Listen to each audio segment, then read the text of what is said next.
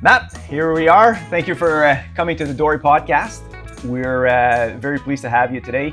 So obviously, I think the audience is really going to enjoy this conversation about your experience with lending, and more specifically for multifamily investors and the CMHC options that are available to those potential investors. So can you tell us, Matt, Mike is the one filming. Matt is the one in front of me. So what is CMHC from a macro perspective? Why do investors use the CMHC certificate of insurance to invest in real estate, in multifamily real estate? Well, no, thanks, Dan, first of all, for having me here and thinking of me to provide the input on CMHC. So I'd say the main reason why investors look towards CMHC is to find a product that can allow them to finance, whether it's a purchase or construction or refinance, up to a higher leverage than what the traditional lenders can provide. So we're talking leverage points up to, say, 95% of cost during construction or 95% of value on a purchase or a refinance. So that's probably the biggest item that they would be looking for. Second item would be cost of capital. So CMHC offers insurance on their product, and so that insurance allows the lenders that provide the money to risk rate the loan at zero, essentially, and allow them to price the loan different than a conventional loan would go for. Typically, on average, CMHC's interest rates are roughly 1% less than conventional rates. Okay. Yeah. And I mean, from an investor standpoint, I mean, obviously not everybody, this is not a product that's meant for everybody. There's a process that's to it. I mean, obviously I've been fortunate enough to have gone down this path with you several times, and you've helped some clients of mine go through this path. So obviously I know a bit more about this, but this podcast is really trying to get a sense on, who is this for? What does that process look like? And obviously if they want more details at the end, they can reach out to you directly. But more specifically, if somebody is an investor and they're looking to buy or take advantage of the program, I know, from a standpoint of some clients that I've talked to, they'll look at the website on CMHC and they think it's very simple, right? And I mean, my experience has been that had you not been in my corner, it definitely wasn't as simple as what the website is it suggests. So from a standpoint of investor, like who's the target audience for this in terms of this program, in your opinion? Yeah, so I mean, the high level brushstrokes is that it's multifamily rental only product. 5 units or more would qualify. So those are the key points. So if it is 4 and less, it's considered kind of residential retail. That's basically qualifies as conventional. Sure. CMHC does have programs for the 4 and less, but for commercial multifamily properties 5 and up, it's a different insurance program, which we'll dive in further today. Yep. In terms of who it's not meant for is typically the kind of the buy and flip or construct and flip developers. Sure. CMHC wants to provide this product to investors or developers that are kind of in a buy and hold strategy. They don't necessarily want to touch their certificate insurance more than once. They will on exception basis, but if the intent for the developer is to develop and, say, flip the property on completion, CMHC doesn't necessarily want to entice or get behind those developers in terms of profiting that success. Now, leverage, the devil's advocate to that is that developer would be looking to probably recycle those proceeds to develop more multifamily and meet the mandate of CMHC. So there's really, I could see the reason why they should open their doors, or CMHC should open those doors to that developer. But unfortunately, CMHC wants to retain the certificate of insurance with the original owner. If that developer does sell at completion, CMHC may allow that, but it'll be lessons learned on the next file where CMHC may flag that developer for future requests. Okay. Yeah, and you alluded to that in one of our files. So my understanding as well, there's really three three types of different ways that we get involved with exploring this. One being you're developing a multifamily project and you're seeking to get CMHC's approval on the construction loan and so on, or somebody buying an existing property that's stabilized and looking to use the certificate of insurance in order to benefit from that program based on what you're saying, or somebody looking to refinancing an existing product, an existing asset, and taking advantage of those options as well. So how does it differ from, say, development to a new purchase to, say, a refinancing? Is it pretty much all the same, or like what are the nuances that go from one to the next? Yeah, so depending on if you're building a project versus acquiring or refinancing existing asset, depends. That'll change on terms of the information required to be able to qualify. Okay. For construction, CMHC will limit their financing based on loan to cost. So based on your budget, they'll go up to on a new build. On a new build, yeah, that's correct, right. on development. Yeah. Whereas if it's an existing asset, then they'll look at a loan to value. So they'll look at more so the pro forma side, determine the cap rate, supported by an appraisal, and then go up to the value. So on the development side, with CMHC, they will essentially require a budget, a pro forma, and a rent roll to be able to determine what the potential loan amount could look like. And so we can take that information prior to submitting to CMHC, run the numbers, and run a few scenarios, because CMHC has a couple of insured programs, not just say MLI Select, which is predominantly the insurance program that most developers are looking towards. Sure. But there are other programs that we can look into within CMHC to determine which is the right fit. Okay. Within the MLI Select program, there's different parameters as to how you can qualify. There's 3 pillars of qualification: affordability, energy efficiency, and accessibility. And depending on affordability, meaning like under market rent, or that certain aspects. Correct. So CMHC kind of sets the affordability criteria depending on the location of the asset across the country. So there's different affordability criteria in different markets across the country. Specifically in Ottawa, the affordability or the affordable rent that CMHC has determined is $15.35 a month. Whereas $15.35 for a 1-bedroom, 2-bedroom, or can be over any unit type that you can apply it so against. That number is considered affordable, whether it's a 1, 2, or 3. Correct. So if you have a bachelor, let's say, that at market based on an appraisal is going for $1,000 or $1,100. Sure. That unit would qualify as an affordable unit. Okay. Because it has to be $15.35 or less within Ottawa. Interesting. Yeah. And I guess that varies from year to year. Correct. So yes and no. So CMHC is currently using 2019's median renter income statistics from StatsCan. Wow. Okay. We are told that the 2022 numbers have been favorable in terms of a higher median renter income.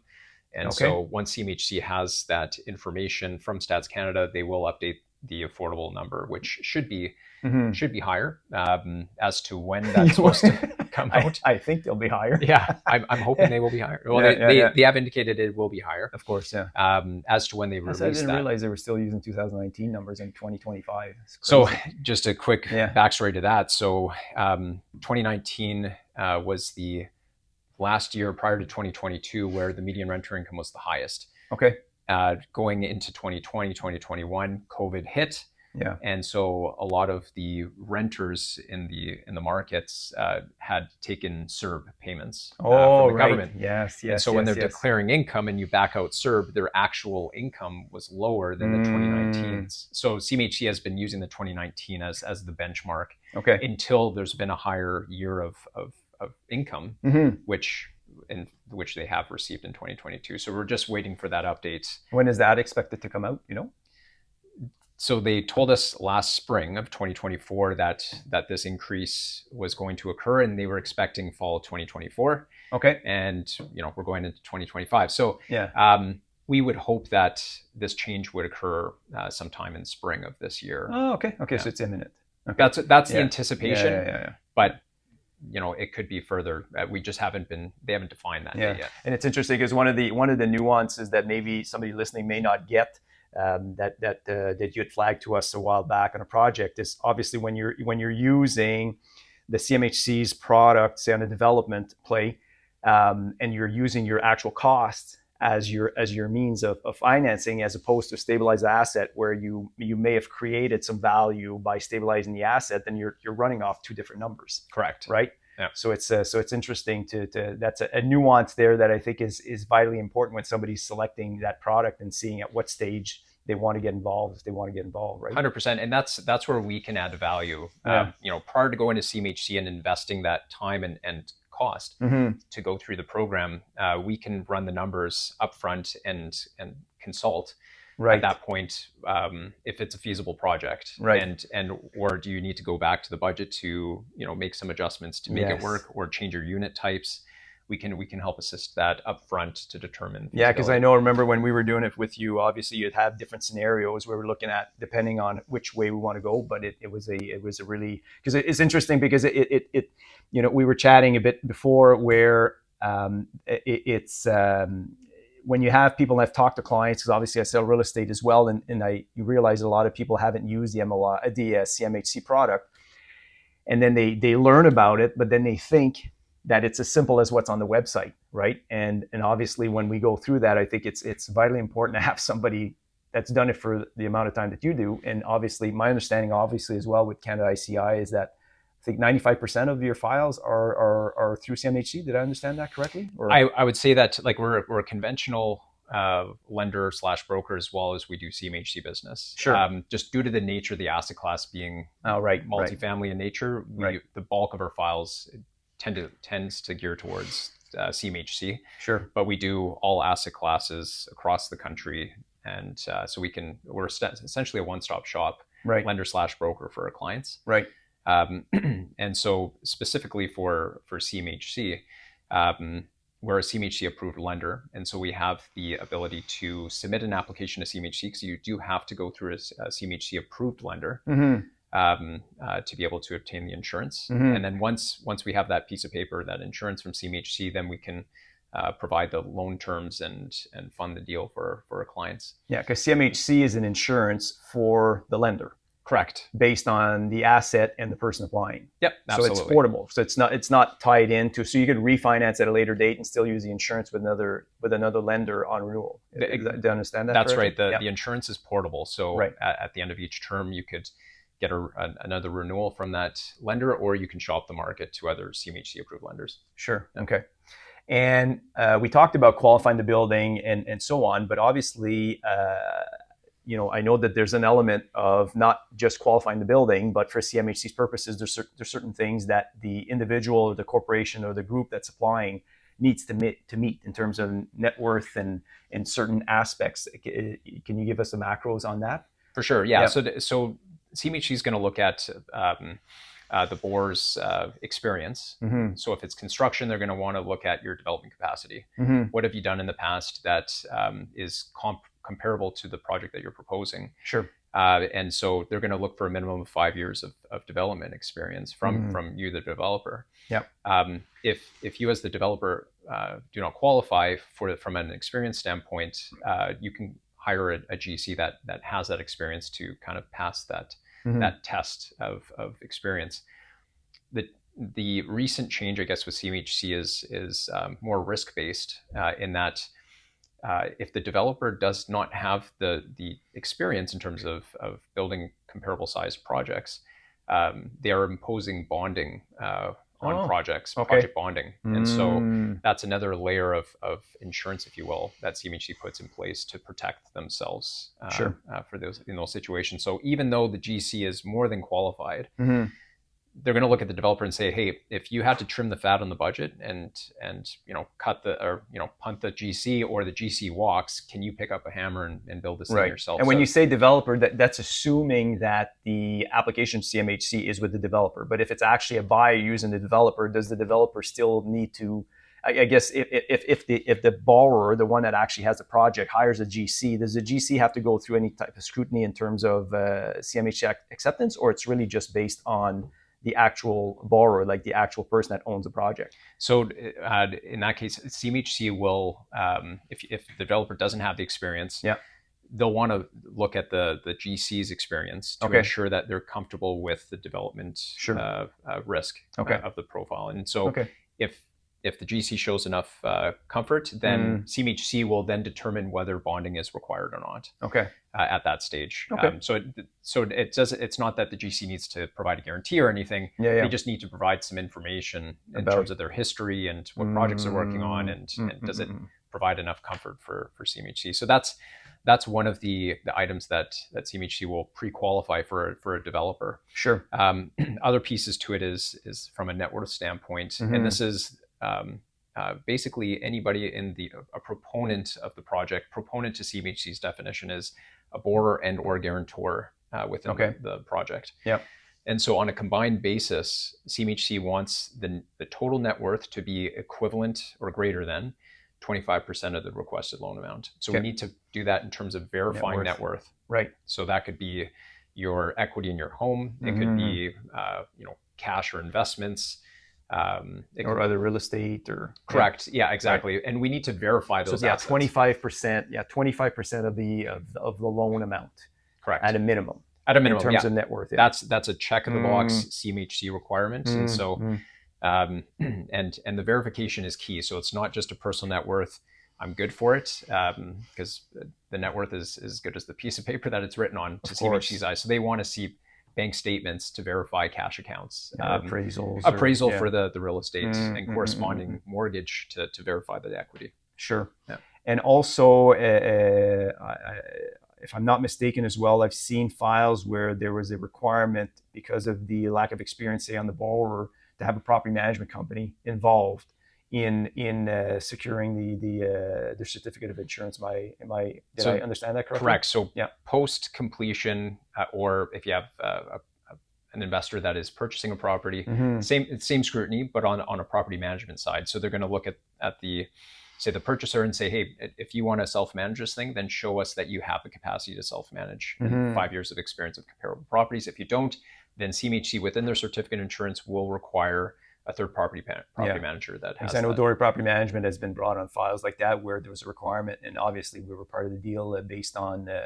one of those requirements from CMHC for the borrower to get the financing. So so I knew that there was some provisions there that were tied into the experience, right? So, absolutely. So now I'll ask you a loaded question. Bring it. How long does it take to get a certificate of insurance from CMHC? That's easy. That's easy. Yeah. Really? Yeah. From 0 to 12 months. Yes, it's within that window. Yeah. Fortunately, it's closer to 0. In the past, CMHC has had an influx of applications to the point where it was taking 6 to 8 months to go through the process. So, I mean, so much can happen within that period of time. Of course. And so how do you manage a purchase, or how do you manage fixing costs with trades or suppliers between now and then? So fortunately, CMHC has caught up on a lot of that queue process, and they also went through a big, huge hiring frenzy as well. So they hired a bunch of underwriters that have kind of cut their teeth over the last year and a bit. And so now they're at a capacity where we're submitting applications and getting an underwriter assigned within a week at the earliest of submission. And depending on the complexity of the file, if it's a purchase or like a single advance request, like we're seeing same day approvals. Like they'll just blitz those approvals out the door. So as early as a week. If it's a construction file, it has some complexity to it. Maybe a larger loan in a sense, then we could see an underwriter taking a little bit more time because only senior underwriters, like it's a different bucket of applications where like a more inexperienced underwriter couldn't access. Exactly. Yeah. So that bucket will grow. It's a lot more complicated. Correct. So we're probably seeing, on average, it could take say a month to a month and a half to get an underwriter assigned within that. Just assigned. Correct. So we're so assigned means it's just somebody from CMHC looking at your saying, file. Hey, I got your file. I got your file. That's right. Nothing's been done yet. So that's the start, right? They give the pleasantry, hey, I'm your guy. But depending on that underwriter, they may have 10 other applications on the go. Right. So they say, hey, got your file? I'll get back to you. They go to the next file. They do their due diligence. They go to the next file. They go on holidays. Like there's so many things that can happen, right? Between the time they get back to your file and say, hey, we've done our preliminary review. So that turnaround time could take an underwriter, a week to say maybe 2 weeks Yeah. to provide like like a preliminary indication, or hey, we need XYZ of additional information to proceed. Yeah. But I would say on average it's roughly 2 weeks. Like they've been really good lately in terms But 2 weeks to actually get an approval. An approval On average. Okay. I guess the files I was involved in were more complicated. Much more complicated, that's for sure. Yes. I was going to say that wasn't my experience, but yes. Yeah. Well, and so again, the underwriter could have so many other applications on the go that they can't give you the attention that obviously you deserve. Yeah. Fair enough. And so, or maybe they just put me at the bottom of the pile. Yeah, another Dan. No, him. Yeah.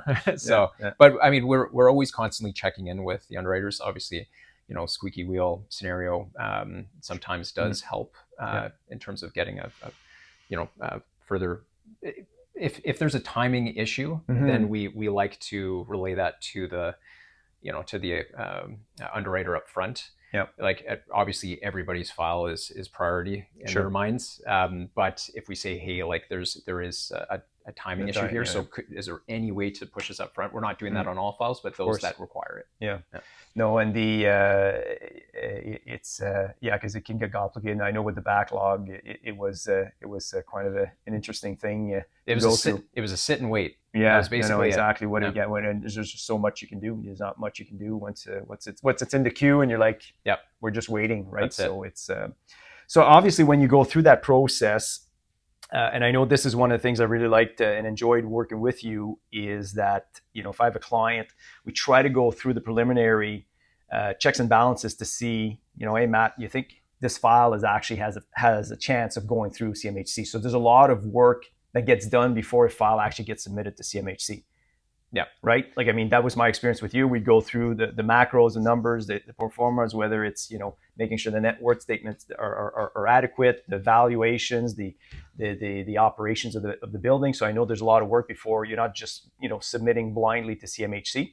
But once those checks and balances are done, and I know, my experience with you as well is I ask you, Matt, are we, from your gut, seeing what you're seeing, does this file have a chance of going through, or is there anything else, right?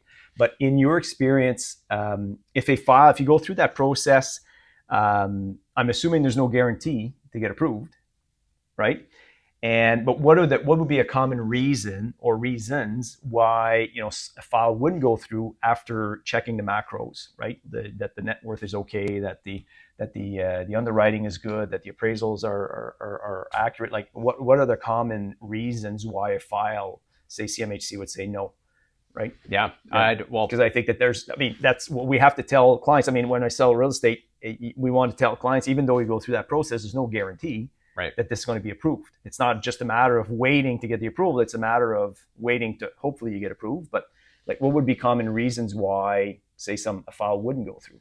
Yeah. Well, and so fortunately enough, because of the volumes that Canada ICI does as a whole, we have a lot of bench strength in terms of what requires an approval from CMHC, so that we can provide a certain level of comfort up front. Like you said, nothing is certain. And I'll always say that, like, until you have a certificate of insurance in your hand, nothing is certain. That's right. But what we can provide is a certain level of reasonable assumption that CMHC will approve based on the financial metrics of the property information, and then as well the borrower guarantor items that also need to qualify. Sure. And so before we even submit an application to CMHC, we have a checklist, or CMHC provides a checklist to lenders that you have to essentially meet. Okay. CMHC will not accept an application if you're missing a T1 tax statement from 2023. So just for you to submit the file, you got to make sure and it's in your best interest to make sure that's all there, because if something's off, and you want to verify too, because everybody would be working for nothing, right?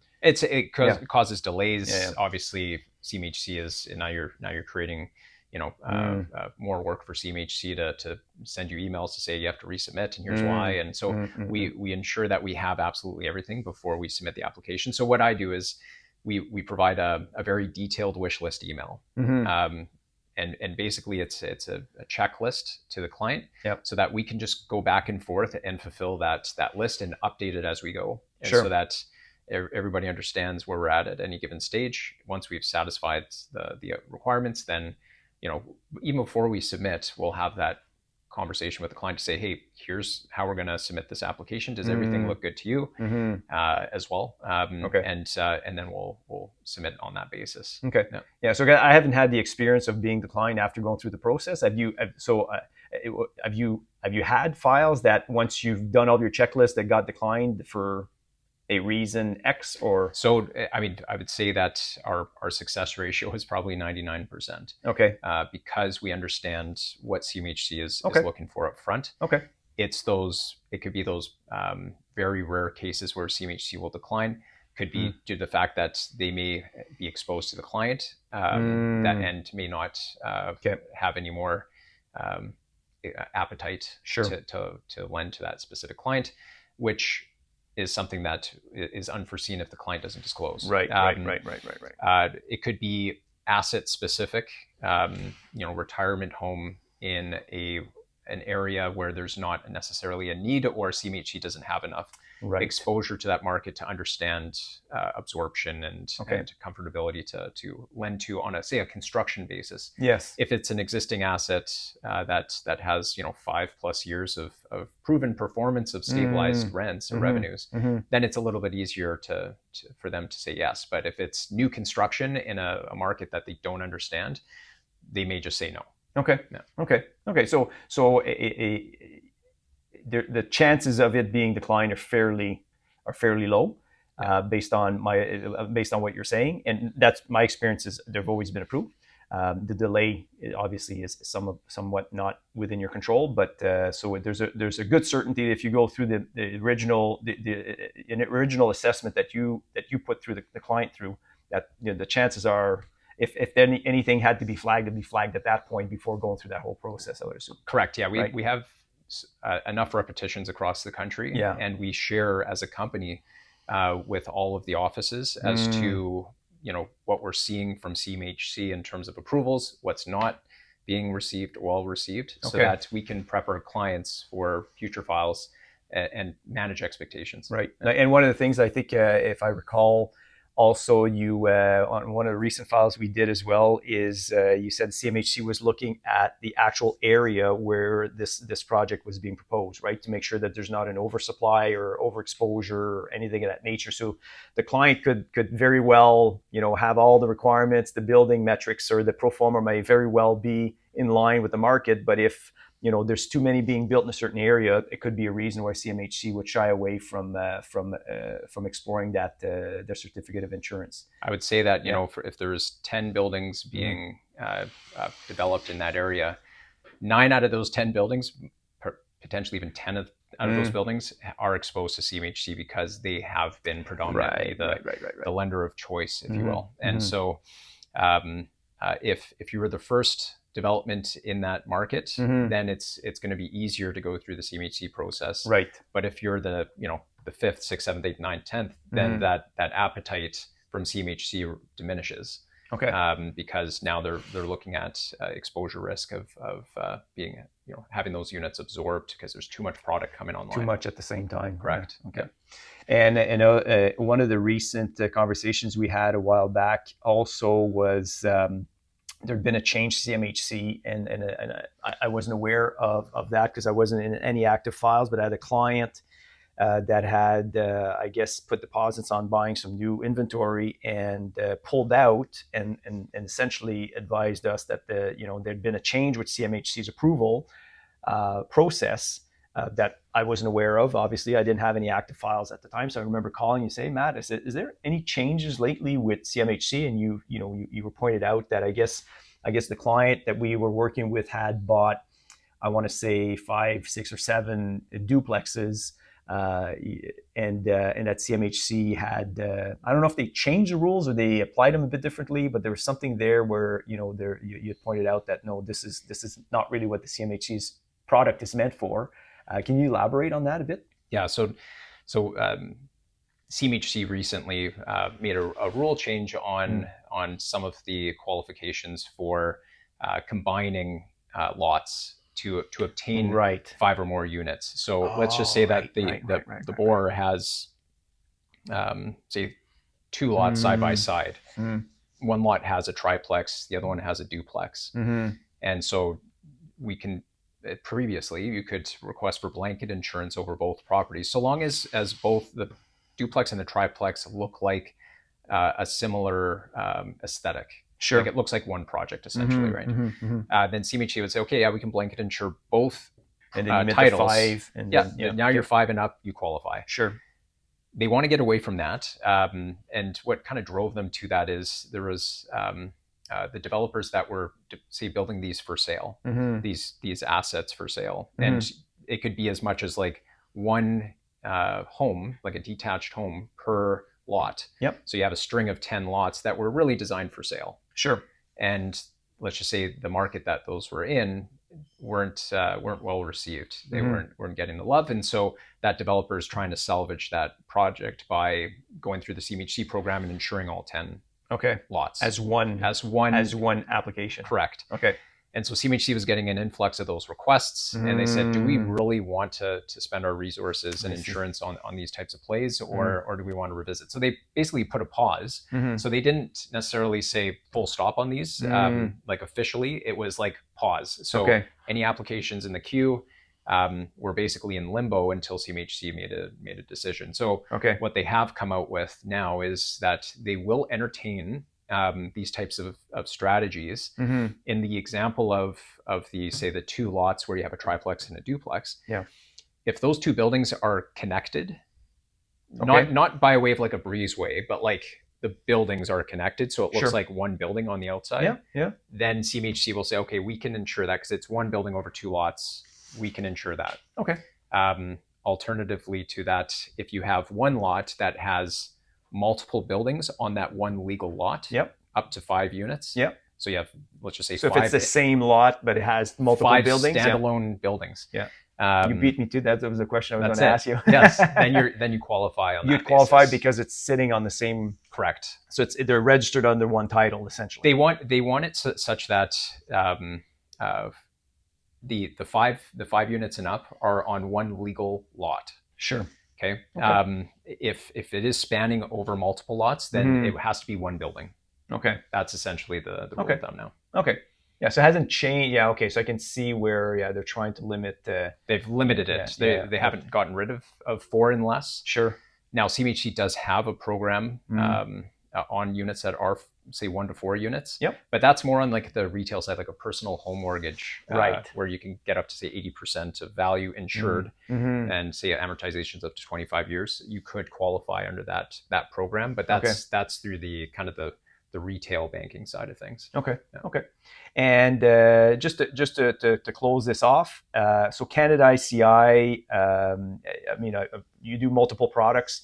I don't know if you just tell everybody also, because I think there's a commercial element to it. Most of it is multifamily, and most of it is CMHC because of the way the product is set up. But anything else you can tell us about Canada ICI as a whole? Because I think you guys operate through Canada, and you have lots of exposure to the market, lots of experience, obviously.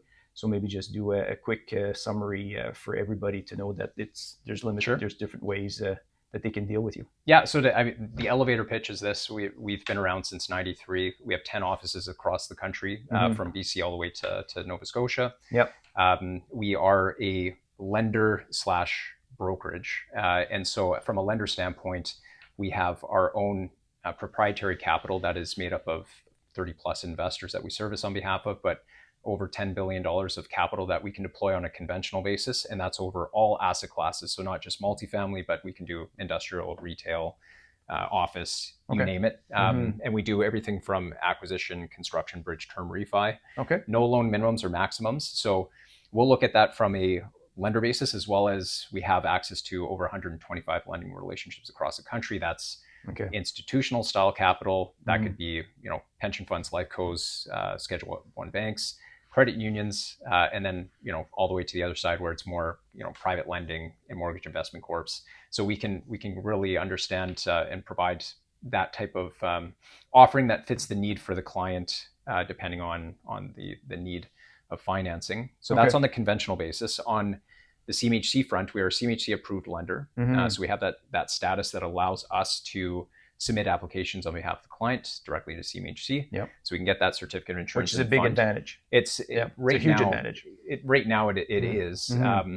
And we have a large allocation of capital with the partners that we work with in the CMHC space to be able to ensure that we can fund deals for our clients. Some lenders are running out of capacity on the CMHC-insured funds side of things. So that is a benefit of who has the capital. Sure. And so with that CMHC-insured side, we do a large volume across the country. So we see a lot of deals, do a lot of deals. And so we can provide that consultation to our clients upfront to as an added service, not just a deal taker submission. To walk them through the process and make sure it's a feasible project. So we're a one-stop shop for our clients. And you have the office here in Ottawa too. I know you said coast to coast, but I want to make sure people listening to this, chances are in Ottawa. So you have an office in Ottawa. So I'm born and raised Winnipeg. Cut my teeth in Winnipeg. Moved to Ottawa 3 years ago to manage our office and essentially expand our presence in this market, Ottawa and Gatineau. But my book of business spans from BC all the way to Nova Scotia. And so I have a lot of clients coast to coast that keep me busy. But our primary focus is to continue to grow our business in this market. That's awesome.